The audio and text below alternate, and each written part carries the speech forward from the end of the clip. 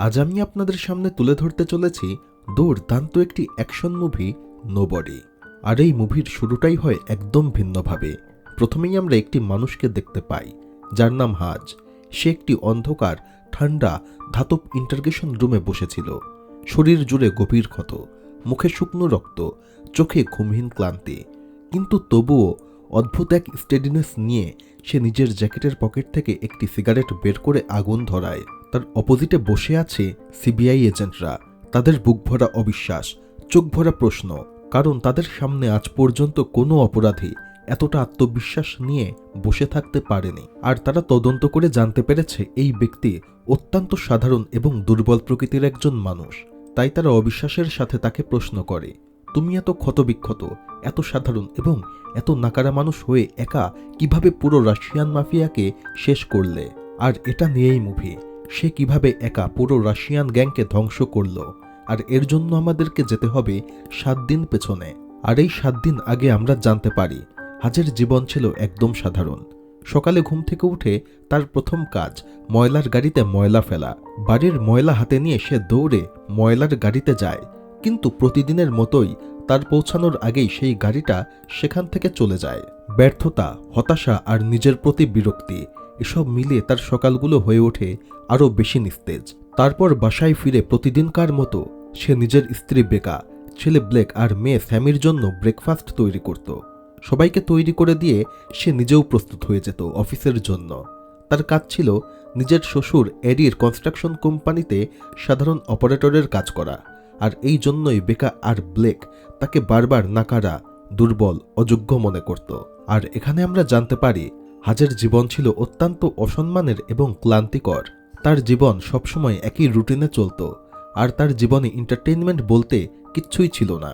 এভাবেই চলছিল, কিন্তু সেই রাতেই সবকিছু বদলে যায়। সেদিন রাতে হাজ ঘুমিয়েছিল। হঠাৎ বাইরে থেকে আসা অদ্ভুত শব্দে তার ঘুম ভেঙে যায়। দরজা খুলতেই সে দেখে দুজন চোর তার বাড়ির ভেতরে ঢুকে পড়েছে। হাত চুপচাপ এক কোণে রাখা গোল্ফ স্টিক তুলে নেয়। প্রথমে মনে হয় সে হয়তো হামলা করবে, কিন্তু না, সে ডায়াল করে ইমার্জেন্সি নাম্বারে। ঠিক সেই মুহূর্তেই চোরেরা তাকে বন্দুক ঠেকিয়ে কোণঠাসা করে। হাজ বাধ্য হয়ে তাদের বাড়ির সকল টাকা দেখিয়ে দেয়। তারা সকল টাকা নিয়ে নেয়, তবে তারপরেও চোরেরা ক্ষান্ত হয় না। তারা এখন হাজের কাছ থেকে তার হাতে থাকা দামি ঘড়ি আর ওয়েডিং রিংও চায়, যার ফলে বাধ্য হয়ে হাজ সেগুলো তাদেরকে দিয়ে দেয়। আসলে হাজ কখনো কোনো রকমের ঝামেলায় জড়াতে চাইতো না। ঠিক তখনই পেছন থেকে ব্লেক দৌড়ে এসে চোরের উপর ঝাঁপিয়ে পড়ে। তবে এরই মধ্যে আরেক মহিলা চোর এখন সেই ব্লেকের দিকে বন্দুক তাক করে আর তাকে ছাড়তে বলে। আর দেখা যায় হাজ সবকিছু তাকিয়ে তাকিয়ে দেখছে। যদিও এখন চাইলেই গোল্ফ স্টিক দিয়ে হাজ নিজেই সবকিছু উল্টে দিতে পারত, কিন্তু হাজ সেটি করে না। সে ভয়ে পাথর হয়ে যায়। শুধু তাই না, সে সেই চোরের হুমকিতে নিজের ছেলেকেও থামিয়ে দেয়। চোর ব্লেককে জোরে ঘুষি মারে আর হাজকে বলে, তুমি তোমার ছেলেকে সামলাও, তা না হলে ভবিষ্যতে বিপদে পড়বে। আর এরপরে সকল টাকা পয়সা নিয়ে সেখান থেকে পালিয়ে যায়। যাই হোক, পুলিশ আসে আর ব্লেকের সকল রাগ পড়ে তার বাবা হাজের উপরে, কারণ তার চোখে তার বাবা একজন কাপুরুষ। হাজ ভেতর থেকে ভেঙে পড়ে। পুলিশ বলে, কমপক্ষে পরিবারের জন্য গল্ফ স্টিক দিয়ে চোরগুলোকে মারার চেষ্টা করলেও তো পারতে। এই কথা হাজকে পুরাপুরি ভেঙে ফেলে। তার নিজেকে এতটাই ছোট মনে হচ্ছিল যে সে ঠিকঠাক ঘুমাতেও পারে না। অস্থিরতায় সে নিচতলায় সোফায় চলে আসে। আর এ সময় তাকে সান্ত্বনা দেওয়ার মাত্র একজনই ছিল। সে ছিল তার মেয়ে স্যামি। স্যামির কাছে তার বাবা সব থেকে প্রিয় মানুষ। স্যামির কথায় হাজের মন কিছুটা শান্ত হয়। স্যামি বলে, আমার জন্য একটি নতুন বিড়াল কিনে আনবে? হাজ হাসি মুখে রাজি হয়ে যায়। যাই হোক, কোনো রকমে সকাল হয় আর হাজের কাছে আবারও সেই একই রুটিন, ময়লা নিয়ে গাড়ির পেছনে যাওয়া। কিন্তু তার আগেই সেই গাড়ি সেখান থেকে চলে যায়। আর নাস্তার টেবিলে দেখা যায় তার ওয়াইফ বেকা এবং তার বড় ছেলে ব্লেক এখনও তার উপরে রেগে রয়েছে। তবে তখনই জানা যায় ব্লেকের স্কুল থেকে তাকে একটি প্রজেক্ট করতে দেয়া হয়েছে এবং সেখানে তাকে একটি আর্মির জীবনী সম্পর্কে লিখতে হবে। তখন তার মা বেকা তাকে বলে, তুমি তোমার চাচার জীবনী সম্পর্কে লেখো। তবে হাজ বলে, চাচার সম্পর্কে না লেখে তুমি তোমার দাদার সম্পর্কে লেখো। আর এখান থেকে আমরা জানতে পারি তাদের চাচা এবং দাদা দুইজনই আর্মিতে ছিল। অ্যাকচুয়ালি তার চাচা এখনও আর্মিতে কাজ করছে, আর অন্যদিকে তাদের দাদা রিটায়ার করেছে, তবে এখনও বেঁচে রয়েছে। তবে লাস্ট মোমেন্টে আমরা এটাও জানতে পারি হাজ নিজেও একসময় আর্মিতে ছিল, তবে সে চাকরি ছেড়ে দিয়েছে। আর তার ছেলে চায় না তার বাবার ব্যাপারে কিছু লিখতে, কারণ ব্লেক মনে করে তার বাবা আর্মিতে থাকলেও সে আর্মি হওয়ার যোগ্য ছিল না। যাই হোক, হাজ এখন তার ছেলেকে স্কুলে দিতে বের হয়, আর তখনই পাশের প্রতিবেশী হাজকে আগের রাতের জন্য ঠাট্টা করে, তার দামি গাড়ি দেখিয়ে তাকে অপমান করে। হাজ সব চুপচাপ সহ্য করে। ব্লেককে নামিয়ে দিয়ে সে কাজে যায়, আর কাজে পৌঁছাতেই তার শালা আগের রাতের ঘটনা নিয়ে তাকে রাগাতে থাকে। এমনকি মজার ছলে এক পর্যায়ে সে হাজের মাথায় বন্দুকও তাক করে, তবে হাজেতে মোটেও ভয় পায় না। পরে সে জানায় গানটা সে এনেছে হাজের জন্য, যাতে হাজ ভবিষ্যতে নিজের পরিবারকে রক্ষা করতে পারে। যাই হোক, হাজ এখানে গানটি নিয়ে নেয়। এরপর সে শ্বশুর এডির সঙ্গে দেখা করে। হাজ এডির কোম্পানি কিনে নতুনভাবে চালাতে চায়, এ নিয়ে আগে কথা হয়েছিল, কিন্তু এখন এডি তার কাছে কোম্পানি বিক্রি করতে চায় না, কারণ হাজের উপর তার কোনো বিশ্বাস নেই। হাজ নিজের রুমে ফিরে যায়, দরজা বন্ধ করে রেডিও চালু করে। হঠাৎ সেই একই ফ্রিকোয়েন্সিতে তার ভাই হ্যারি কথা বলতে শুরু করে। হ্যারি হচ্ছে তার ছোট ভাই, যে আর্মিতে রয়েছে, আর হ্যারিও গতকাল রাতের পুরো ঘটনা জেনে গিয়েছে। তবে হ্যারি এখানে যে কথা বলে তা শুনে আমরা বুঝতে পারি হাজ কোনো সাধারণ মানুষ না। সে বলে, তুমি চাইলে 2 জন তো দূরের কথা, 200 জন চোরকেও একা সামলাতে পারতে, তাহলে ওদেরকে কেন ছেড়ে দিলে? তখন হাজ সত্যটা বলে। সে বলে যে চোরেরা এসেছিল সেটা কালকেই তাদের প্রথম চুরি ছিল, তাদের কোনো অভিজ্ঞতাই ছিল না, তবে তাদের হাবভাবে বোঝা যায় তারা ছিল অত্যন্ত বিপদগ্রস্ত। এমনকি তারা যেই বন্দুক তাক করেছিল তাতে কোনো গুলিও ছিল না। আমি শুধুমাত্র তাদেরকে সাহায্য করার জন্য চুরি করতে দিয়েছি। হ্যারি এখন সব শুনে চুপ হয়ে যায়। সেও বুঝতে পারে হাজ কেন তাদেরকে চুরি করতে দিয়েছে। যাই হোক, সন্ধ্যায় হাজ চলে যায় এক ওল্ড এজ নার্সিং হোমে, যেখানে তার বাবা ডেভিড থাকে। হাজ বাবাকে সবকিছু বলে, কিন্তু ডেভিড তার কথায় কোনো কান দেয় না। এখানে বোঝা যায় হাজ অতীত জীবনে কোনো একটি কাজ করেছিল, যার জন্য তার বাবাও তার উপরে অত্যন্ত বিরক্ত। শুধু তাই না, গতকাল রাতের চুরির ঘটনাও তার বাবা জানতে পেরেছে, যার জন্য সে কোনোভাবেই নিজের ছেলেকে ক্ষমা করতে পারছে না। আর তখনই হাজ দেয়ালে রাখা একটি পুরাতন ছবি দেখে। সে, তার বাবা আর ভাই হ্যারি, তার পুরানো জীবনের শেষ স্মৃতি। রাতে বাড়ি ফিরে হাজ সবাইকে খুশি করতে একটি ফ্যামিলি ট্রিপে যাওয়ার কথা বলে, কিন্তু তার জীবনে যেমন সবকিছু বেখাপ্পা, কেউই তার সঙ্গে যেতে রাজি হয় না। তারা নিজেরা নিজেদের মতো করে অজুহাত দেয় আর বলে তারা ব্যস্ত। হাজ স্পষ্ট বুঝতে পারে যে তার ফ্যামিলি মেম্বার তাকে টাইম দিতে চাচ্ছে না, যার ফলে হাজ অনেক কষ্ট পায়। ঠিক তখনই স্যামি এসে বলে গতকাল চোরেরা টাকার সাথে তার ব্রেসলেটটাও নিয়ে গিয়েছে, আর স্যামির প্রতিটা জিনিস হাজের কাছে সবথেকে বেশি গুরুত্বপূর্ণ। সে আর কিচ্ছু বলে না, চুপচাপ জ্যাকেট পরে ফেলে, নিজের পুরাতন এফবিআই ব্যাচটাও সাথে নিয়ে নেয়, আর তারপর চলে যায় তার বাবার কাছে। বাবার কাছ থেকে নেয় তার পুরাতন একটি গান আর কিছু টাকা। তার চোখে আবার সেই পুরাতন হাজ ফিরে এসেছে। ডেভিড গর্বে চুপচাপ মাথা নেড়ে তাকে সায় জানায়। এখন পরিষ্কার, হাজ ছিল অত্যন্ত দক্ষ, অত্যন্ত বিপজ্জনক এক প্রাক্তন এজেন্ট।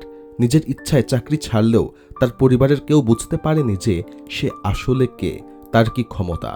হাজ বাসে উঠে রওনা দেয় চোরদের খুঁজতে। তার কাছে সূত্র ছিল শুধুমাত্র একটি, সে চোরের হাতে একটি ট্যাটু দেখেছিল। সে জায়গায় জায়গায় গিয়ে সেই ট্যাটুর খোঁজ করে, কিন্তু দেখা যায় কেউ কিচ্ছু জানে না। অবশেষে সে একটি ট্যাটু শপে চলে আসে, ব্যাচ দেখিয়ে তথ্য জানতে চায়। সব ওনার তাকে কোনোরকম পাত্তাই দেয় না, এমন একটি ভাব করে যেন এফবিআই তার কাছে কিছুই না। আর এতে সায় দেয় আরেকজন ব্যক্তি, যে সেই ট্যাটু শপে বসেছিল। সে পাশ থেকে বলে এই ব্যাজের তো ডেট পার হয়ে গিয়েছে, সে এখন আর এফবিআই এজেন্ট না, যার ফলে সেখানকার বখাটেরা তাকে ঘিরে ধরে। তবে হাজ এখনও কোনোরকম ঝামেলায় জড়াতে চায় না। সে সেই ব্যক্তিকে টাকা দেয় এবং সেই ব্যক্তির তথ্য জানতে চায়। আর তখনই যেই ব্যক্তি পাশ থেকে উস্কানি দিচ্ছিল যে ব্যাজের ডেট ফেল, সে হঠাৎ করে হাজের হাতে একটি ট্যাটু দেখতে পায়। অ্যাকচুয়ালি এই ব্যক্তি আর্মিতে একসময় ছিল, আর এই ট্যাটু দেখে সে এতটাই ভয় পায় যে সে প্রাণ নিয়ে সেখান থেকে কোনো রকমে পালায়। আর এই দৃশ্য দেখে স্বপনার বোঝা যায় যে যার সামনে সে দাঁড়িয়ে সে সাধারণ কোনো মানুষ না। সোজা সে সকল সত্য কথা বলে দেয়, আর সেই তথ্য হাজকে নিয়ে যায় সোজা সেই চোরদের বাড়িতে। হাজ দরজা ভেঙে ভেতরে ঢুকে পড়ে, তার রিভলভারের বাট দিয়ে সেই চোরের স্বামী লুইসের মুখে আঘাত করে। সে নিজের ঘড়িও তার কাছ থেকে ফিরিয়ে নেয়, আর তারপর তাকে প্রশ্ন করে, আমার মেয়ের ব্রেসলেট কোথায়? লুইস হতবুদ্ধি হয়ে যায়, সে জানেই না কোন ব্রেসলেটের কথা সে বলছে।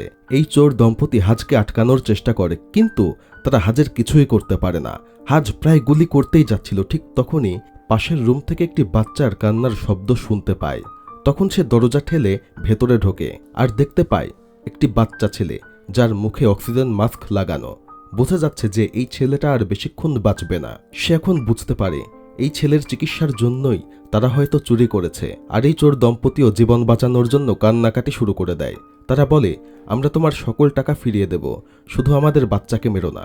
তবে হাজ কিচ্ছু বলে না। সে সেখান থেকে চলে আসে আর সকল রাগ ঝাড়ে একটি দেয়ালের উপরে। তারপর সে বাস ধরে সরাসরি বাড়ির পথে রওনা দেয়।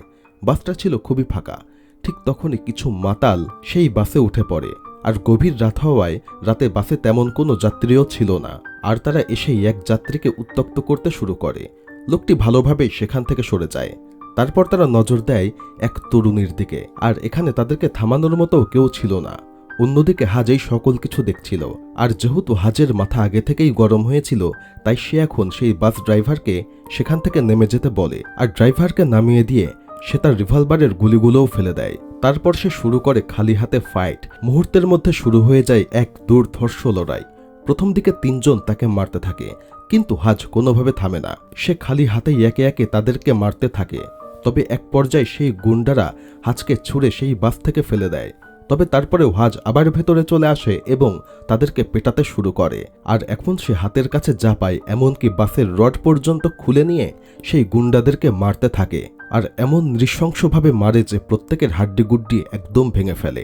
এমনকি এই গুন্ডা দলের যেই লিডার ছিল, তার গলার শ্বাসনালীও ভেঙে ফেলে। তবে সে যাতে বেঁচে যায় এবং শ্বাস নিতে পারে, সেজন্য সে একটি স্ট্র তার গলায় ঢুকিয়ে দেয়। সব শেষ করে বাস ড্রাইভারকে কিছু জিনিস দিয়ে হাজ সেখান থেকে চলে যায়।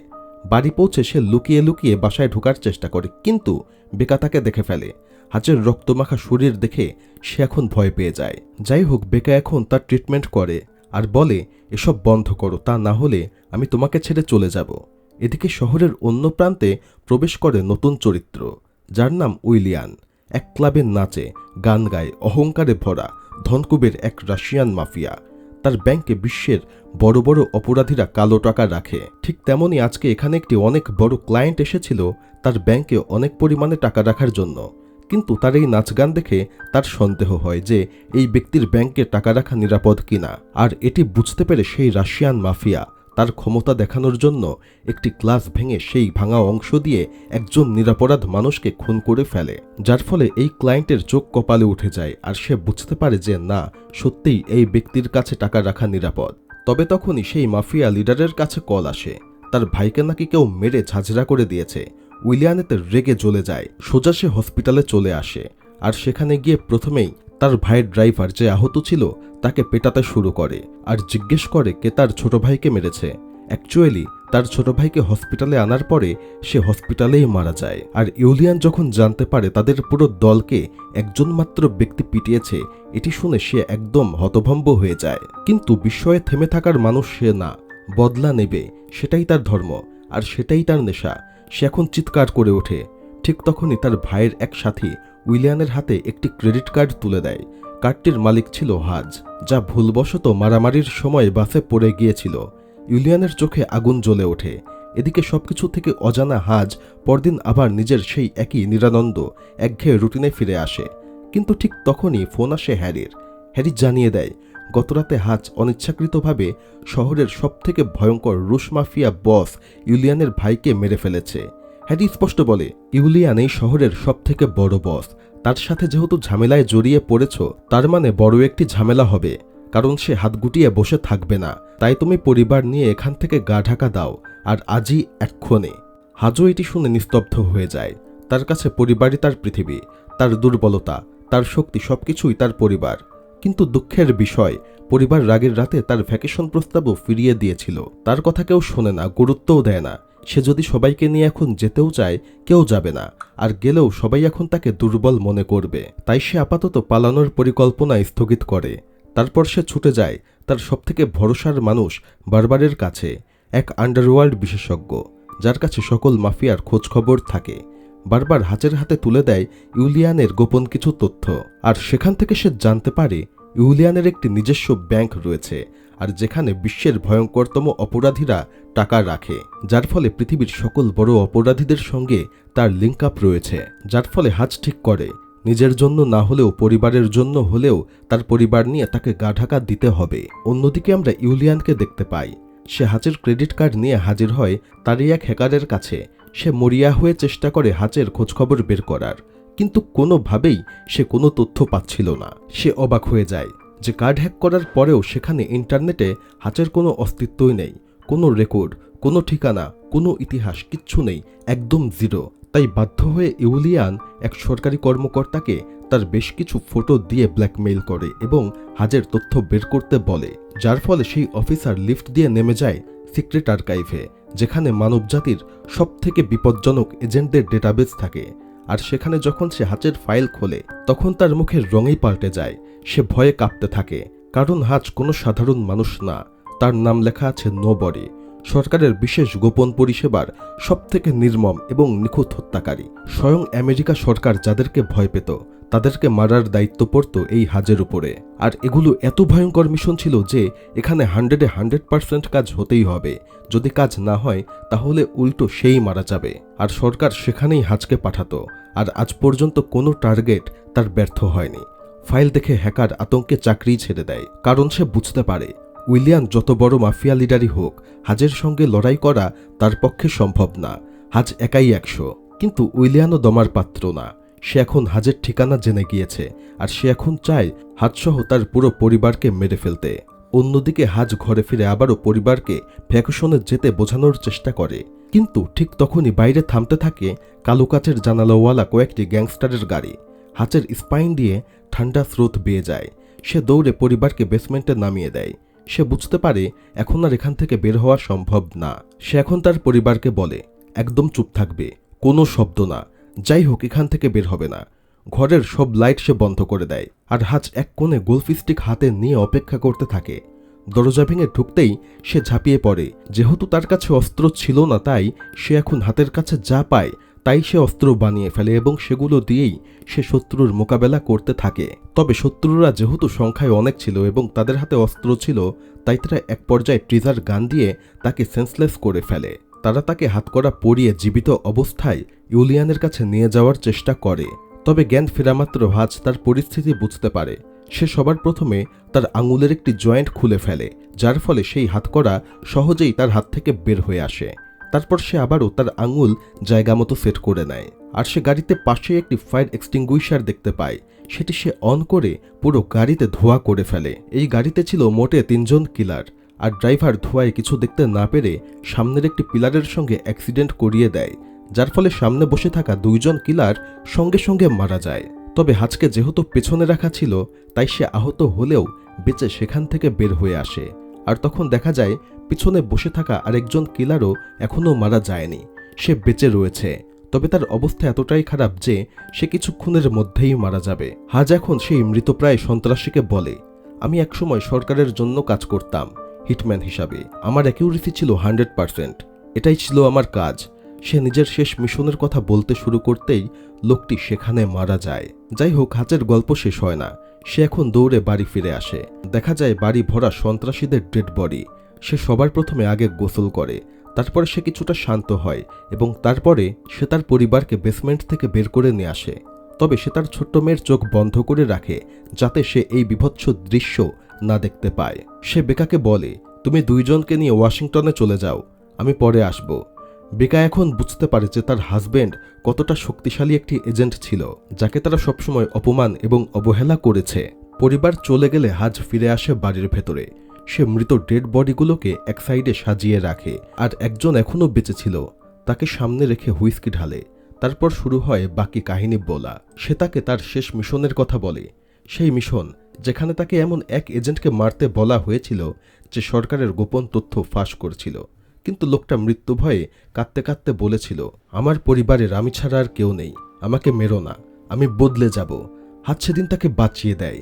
1 বছর পর গিয়ে দেখে লোকটা আসলেই বদলে গিয়েছে, পরিবার নিয়ে অনেক সুখে শান্তিতে রয়েছে, অপরাধ জগৎ ছেড়ে দিয়েছে। আর সেদিন থেকেই হাজ সিদ্ধান্ত নেয় সবাইকে মেরে ফেলা সমাধান নয়, কাউকে কাউকে সুযোগ দেওয়াও উচিত। তাই সে এই পেশা ছেড়ে নিজের পরিচয় বদলে পরিবারকে সময় দিতে শুরু করে। কিন্তু যারা তার পরিবারকে আঘাত করতে এসেছে তাদের সে কখনো ক্ষমা করবে না। আজ কাউকে ছেড়ে দেওয়ার কোনো প্রশ্নই আসে না। হাজ বাড়ি জুড়ে পেট্রোল ছড়িয়ে দেয়, আর তারপর তার গোপন সেফ থেকে সকল স্বর্ণের বার এবং অস্ত্র তুলে নেয়, আর নিজের হাতেই পুরো বাড়িতে আগুন জ্বালিয়ে দেয়। আর আগুন জ্বালাতেই প্রতিবেশীরা সেদিকে চলে আসে। আর হাজ এখানে সবার সামনে সেই প্রতিবেশী যে তাকে রাগাতো তার দামি গাড়ি চুরি করে নিয়ে সেখান থেকে চলে যায়। অন্যদিকে আমরা ইউলিয়ানের লোকদেরকে দেখতে পাই, যারা এখন হাজের বাবার ঠিকানা খুঁজে বের করেছে। তারা সোজা সেই ওল্ড এজ হোমে চলে আসে। তারা ভাবে তাকে মারা একদম সহজ, কিন্তু বন্দুক তাক করতেই এমন এক কাণ্ড ঘটে যার জন্য তারা প্রস্তুত ছিল না। সে মুহূর্তের মধ্যে সেই পিস্তলের হ্যামার চেপে ধরে, যার ফলে ফায়ার হয় না। আর এই সুযোগে সে একটি দোনালা শটগান দিয়ে দুইজনকেই একের পর এক মেরে ফেলে। বোঝা যায় তার বয়স হলেও তার ট্রেনিং যায়নি।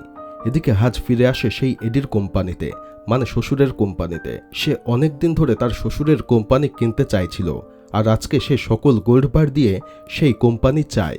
আর হাজ এমন কণ্ঠে বলে আজকে তাকে কোম্পানি দিতেই হবে এবং টাকা নিয়ে এই মুহূর্তে তাদেরকে এখান থেকে চলে যেতে হবে। তবে তার শালা আবারও নাক গলাতে আসে, আর এবার হাজ কোনোরকম দেরি না করে তার পেটে এক ঘুষি লাগিয়ে দেয়। আর এই অবস্থা দেখে তার শ্বশুরও বুঝতে পারে নিশ্চয়ই কোনো না কোনো ঝামেলা হয়েছে, তাই সে কথা না বাড়িয়ে তার ছেলেকে নিয়ে সেখান থেকে চুপচাপ চলে যায়। অ্যাকচুয়ালি হাজ খুব ভালো করেই জানে খুব দ্রুতই বড় একটি যুদ্ধ হতে চলেছে, আর তার জন্য তার একটি বেস দরকার।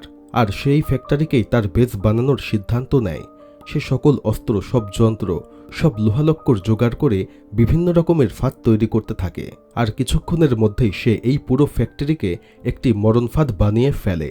আর সবকিছু ঠিকঠাক সেট হয়ে গেলে সে এখন তার ছোট ভাই হ্যারিকে কল করে। হ্যারিও তার জন্য অনেক টেনশন করছিল। সে হ্যারিকে বলে সবকিছু এখন তার নিয়ন্ত্রণে রয়েছে। আর হ্যারিও এখানে তার বড় ভাই হাচের এই লোকেশনটি জেনে নেয়। তারপর হাচ অন্যদিকে পৌঁছায় উইলিয়ানের সেই গোপন ব্যাংকে। ভেতরে ঢুকে সে এক সেকেন্ডও দেরি করে না। সে সরাসরি অ্যাকশন শুরু করে, একের পর এক বুলেট চালায় আর পুরো ব্যাংক আগুনে উড়িয়ে দেয়। সকল গার্ড, কর্মচারী যারা উইলিয়ানের জন্য কাজ করত সবাইকে একে একে মেরে ফেলে। আর এক মুহূর্তে উইলিয়ানের কালো টাকার সাম্রাজ্য পুরো ছাই হয়ে যায়। অন্যদিকে উইলিয়ান নাইট ক্লাবে আমোদ ফুর্তি করছিল। ঠিক তখনই তার চোখ পড়ে হাজের দিকে। সে একদম স্তম্ভিত হয়ে যায়। সে টেবিলে বসে চুপচাপ ডিনার করছিল। সে ঠিক করে ফেলে সে এখনই তার ভাইকে হত্যার প্রতিশোধ নেবে। সে মুহূর্তের মধ্যে পুরো ক্লাব খালি করিয়ে ফেলে। সে হাচের সামনে গিয়ে দাঁড়ায়। তার লোকেরাও প্রস্তুত হয়ে যায়, কিন্তু হাচ একদম শান্ত অবস্থায় ছিল। আর তখনই সে রুমালের নিচে দেখায় একটি শক্তিশালী বোমা। সে বলে একজনও যদি আমার গায়ে হাত তোলে তাহলে আমি সেকেন্ডের মধ্যে সবাইকে উড়িয়ে দেব, যার ফলে রুম জুড়ে নিস্তব্ধতা নেমে আসে। এরপর হাত সবাইকে সেখান থেকে চলে যেতে বলে, শুধুমাত্র উইলিয়ান সেখানে থাকবে। তারপর সে উইলিয়ানকে বলে আমার সঙ্গে সমঝোতা করো, তাহলে অন্তত প্রাণে বাঁচবে। আমি অলরেডি তোমার ব্যাংক উড়িয়ে দিয়েছি, এরপরেও যদি আগাও তাহলে ফলাফল ভালো হবে না। তবে হাজ ঠিক করে ফেলে সে এর প্রতিশোধ নেবেই, কারণ এটি তার জন্য শুধু অপমান না, তার সাম্রাজ্যের ধ্বংস। এরপরে হাজ সেখান থেকে বের হয়ে আসে এবং তার কারে ওয়েট করতে থাকে। সে দেখতে চায় যে ইউলিয়ান তাকে পিছু করে কিনা। তার হিসাব খুবই সহজ, ইউলিয়ান যদি পিছু না করে তাহলে দুই পক্ষেরই ভালো, সবকিছু শান্তভাবে মিটমাট হয়ে যাবে। কিন্তু হয় উল্টো, ইউলিয়ানের লোকজন আবারও তাকে ফলো করতে শুরু করে। হাজ এখন বুঝতে পারে হুমকি ধামকিতে কোনো রকমের কাজ হয়নি, তাই সে সরাসরি গাড়ি নিয়ে সেই ফ্যাক্টরিতে চলে আসে। আর ভেতরে ঢুকতেই একে একে ইউলিয়ানের সৈন্যরাও চলে আসে। আর মুহূর্তের মধ্যে শুরু হয়ে যায় এক মহাযুদ্ধ। এক সন্ত্রাসী ব্লেড ট্র্যাপে পড়ে একদম ছিন্নভিন্ন হয়ে যায়, আবার কেউ বিস্ফোরণে ছিটকে যায়। এর মধ্যে একজন গিয়ার মেশিনের মধ্যে পড়ে একদম গুঁড়ো গুঁড়ো হয়ে যায়। এভাবে একের পর এক মরতে থাকে। তবে তারপরেও সন্ত্রাসীদের সংখ্যা ছিল অনেক বেশি, তাই হাজ গুলি করেও একে একে সকলকে মারতে থাকে। তবে তারপরেও সন্ত্রাসীদের সংখ্যা অনেক বেশি হওয়ায় এক পর্যায়ে সে কিছুটা চাপে পড়ে যায়। তবে এরই মধ্যে সেখানে চলে আসে তার ছোট ভাই হ্যারি এবং তার বাবা ডেভিড। হ্যারি ছাদের ওপর থেকে স্নাইপার দিয়ে একে একে সন্ত্রাসীদেরকে মারতে থাকে, আর ডেভিড ডাবল ব্যারেল শটগান দিয়ে জাস্ট সন্ত্রাসীদেরকে উড়িয়ে দেয়। এখন সন্ত্রাসীদের অবস্থা ছিল একদম নাজেহাল। তারা কোনোভাবেই এই তিনজনের বিপক্ষে পেরে উঠছিল না। আর কিছুক্ষণের মধ্যেই সকল সন্ত্রাসী শেষ হয়ে যায়। আর এরই মধ্যে বোকার মতো উইলিয়ান সেই ফ্যাক্টরির মধ্যে ঢুকে পড়ে আর ভারী বন্দুক দিয়ে পাগলের মতো এলোপাতাড়ি গুলি চালাতে থাকে। এরই মধ্যে একটি গুলি হ্যারির কাঁধ ছুঁয়ে বের হয়ে যায়, যদিও এতে তার তেমন কোনো একটা ক্ষতি হয় না। তবে তার বাবা তাকে টেনে কভার দেয়। আর অন্যদিকে ইউলিয়ান পাগলের মতো চিৎকার করতে থাকে, নোবডি বের হয়ে আয়, আজ তোকে মেরে ফেলবো। হাত জানে এখন শেষ চাল। সে এক অসাধারণ পরিকল্পনা করে। সে একটি বুলেট প্রুফ শিল্ড তুলে নেয় এবং অপর প্রান্তে একটি টাইম বোমা 5 সেকেন্ড টাইম দিয়ে টেপ দিয়ে আটকে দেয়। আর তারপর সে সেই শিল্ডটা নিয়ে সরাসরি ইউলিয়ানের দিকে দৌড়াতে থাকে। বোমাটা ছিল ইউলিয়ানের দিকে, যার ফলে সেই বোমা ব্লাস্ট হওয়া মাত্র ইউলিয়ান ছিন্নভিন্ন হয়ে যায়। আর যেহেতু সেটি বুলেট প্রুফ ছিল তাই হাচের তেমন কোনো ক্ষতি হয় না। হ্যারি, ডেভিড, হাচ তিনজনই এখন হাঁপাতে হাঁপাতে হাসে। শেষ পর্যন্ত জয় তাদেরই হয়েছে। তবে এরই মধ্যে সেখানে পুলিশ চলে আসে এবং হাচকে গ্রেপ্তার করে ইন্টারোগেশন রুমে নিয়ে যায়। আর এটিই ছিল মুভির প্রথম দৃশ্য, যেখানে হাচকে ইন্টারোগেশন রুমে রাখা হয়েছিল। তারা অবাক হয়ে প্রশ্ন করে, তুমি কিভাবে একা পুরো রাশিয়ান মাফিয়াকে শেষ করলে? তবে হাচের হাবভাব বলে দিচ্ছিল যে এই পুলিশেরা তার কিছুই করতে পারবে না। আর তখনই এফবিআই অফিসারের ফোন বেজে ওঠে, আর অপর প্রান্ত থেকে এক ঊর্ধ্বতন কর্মকর্তা তাকে শুধুমাত্র এইটুকু বলে, কোনো প্রশ্ন না, তাকে জাস্ট ছেড়ে দাও। যার ফলে হাচ খুব সহজে মুক্ত হয়ে যায়। এর 6 মাস পরের দৃশ্য, হাচ পুরোপুরি সুস্থ, বেকার সঙ্গে নতুন বাড়ি দেখতে এসেছে। তারা ঘুরে ঘুরে দেখছিল যে এই ঘরটা নেওয়া যায় কিনা। ঠিক তখনই বেকার ফোনে একটি কল আসে, আর তাকে অপর প্রান্ত থেকে ভয়ঙ্কর হুমকি দেয়া হয়।